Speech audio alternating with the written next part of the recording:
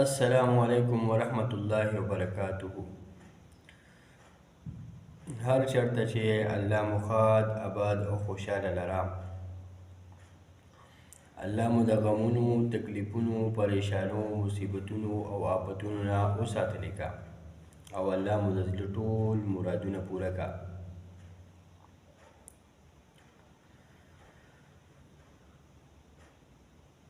اولاد دا د الله جل شانه ډېر لوی نعمت دی او د هر انسان د هر واده کړي دا یو خواهش وي چې د هغه له الله تعالی اولاد ورکړي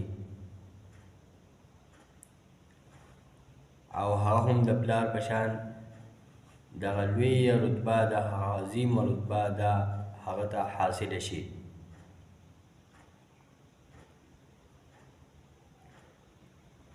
خو بیا د الله جل شانه کارونو ته ګوره چې بعضې واده کړي د هغې کوروالا هغه شنډې وي او د هغې اولاد نه کېږي. د خاوند خواهش وي چې الله جل شانه ما ته اولاد راکړي، خو د الله جل شانه کار ته ګوره چې د هغه انسان کوروالا هغه شنډه وي او د هغې اولاد نه کېږي. نو که چېرته ستاسو هم کوروالا هغه شنډه وي، چېرته ستاسو هم خورکۍ هغه شنډه وي او تاسو غواړئ چې هغې ته الله جل شانه اولاد ورکړي، یا ستاسو روندار هغه شنډه وي او تاسو غواړئ چې هغې ته الله جل شانه اولاد ورکړي،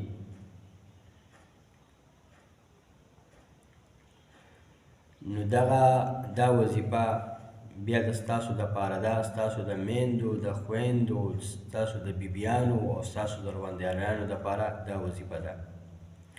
وظیفه دا ده چې دغه شنډه ښځه دا د 7 ورځې روجې ونیسي، پرله پسې پی در پی 7 ورځې روجې ونیسي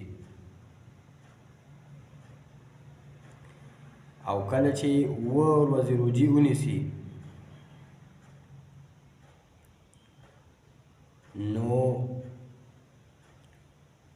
دغه زنانه د کومې چې روجې نیولې دي دا د روژه ماتي په وخت کې په اوبو باندې دا وظیفه کوي، په اوبو باندې دا وظیفه 21 شپېرې روزانه کوي. البارئ المصور دا دې په اوبو باندې چوب کوي او دغه اوبه دغه باندې د روژه ماتي کوي. دا د 7 ورځې دغه وظیفه وکړي، روزانه دې روژه نیسي او روزانه د روژه ماتي په وخت کې دې 1 ګیلاس اوبه یا چې هر څومره اوبه وي په هغې باندې دغه وظیفه دغه چوب کوي. البارئ المصور دا به 21 شپېرې وایي تر د 7 ورځو پورې او 7 ورځو پورې به دغه وظیفه دا په اوبو باندې چوب کوي او په دغه اوبو باندې به روژه ماتي کوي.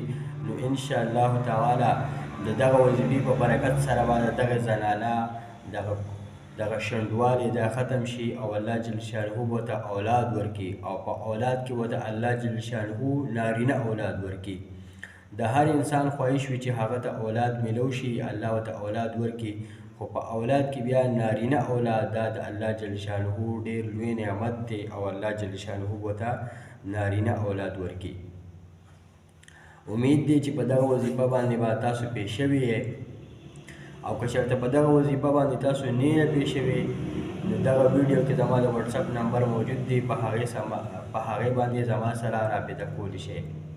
تر بلې ویډیو پورې ماله اجازت راکړئ. هر چېرته چې الله مو ښاد آباد او خوشحاله لره. السلام علیکم ورحمت الله.